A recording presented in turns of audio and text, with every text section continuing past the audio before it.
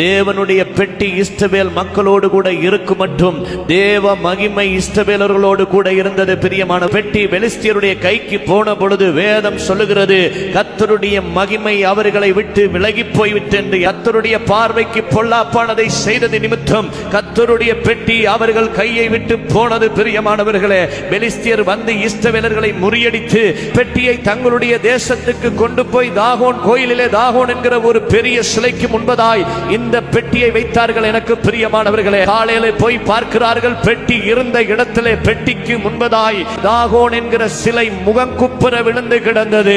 ஏதோ தற்செயலாய் விழுந்திருக்கிறது என்று மறுபடியும் சிலையை நிமித்திவிட்டு அடுத்த நாள் காலையிலே போய் பார்க்கிற பொழுது தாகோன் என்கிற சிலை மறுபடியும் கர்த்தருடைய பெட்டிக்கு முன்பதாய் விழுந்து கைகள் உடைக்கப்பட்டு தலை துண்டிக்கப்பட்டு முண்டமாக வாசற்படி அடியிலே விழுந்து கிடந்தது. எனக்கு பிரியமானவர்களே, பெலிஸ்தியர் நடுநடுங்க ஆரம்பித்தார்கள். இது சாதாரண பெட்டி அல்ல, இந்த பெட்டியிலே தேவ மகிமை இருக்கிறது, இந்த பெட்டியிலே தேவனுடைய அபிஷேகம், தேவ பிரசன்னம் இருக்கிறது.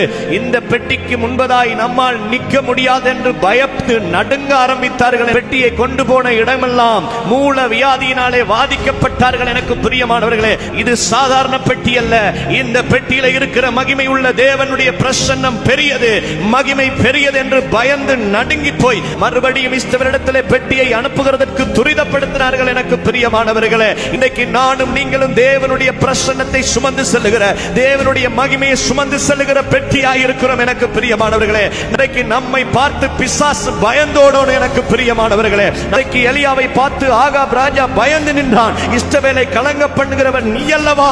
அன்றைக்கு இயேசுவை பார்த்து போகிற எல்லைகளிலே பயந்தார்கள், தங்களுடைய எல்லைகளை விட்டு போகும்படி சொன்னார்கள். பிசாசு பிடித்த மனுஷன் இயேசுவை பார்த்து நடுங்கினான். காலம் வரும் முதலே எங்களை துன்பப்படுத்தவா வந்தீர் என்று நின்றான். அப்போஸ்தலர்கள் போகிற இடங்களெல்லாம் தலைவர்கள், அதிகாரிகள், பிரதானிகள் பயந்து போய் நின்றார்கள். உலகத்தை கலக்கிறவர்கள் இங்கேயும் வந்து விட்டார்களா என்று. இன்றைக்கு நானும் நீங்களும் தேவனுடைய மகிமையும் தேவனுடைய பிரசன்னத்தை சுமந்து செல்கிற உடன்படிக்கை பெட்டியாய் மாறோம். எனக்கு பிரியமானவர்களே, நிச்சயமாய் நாம் போகிற இடத்திலே, வருகிற இடத்திலே, ஊழியம் செய்கிற இடத்திலே, வேலை செய்கிற இடத்திலே நிச்சயமாய் சத்துரு நம்மை கண்டு பயப்படுகிற அளவுக்கு எழும்பி பிரகாசி உன் ஒளி வந்தது, கர்த்தருடைய மகிமை உன்மேல் உதித்தது என்கிற வார்த்தையின்படி தேவனுடைய மகிமையும் தேவனுடைய பிரசன்னத்தையும் சுமந்து செல்கிற உடன்படிக்கை பெட்டியாய் மாற வேண்டும். எனக்கு பிரியமானவர்களே,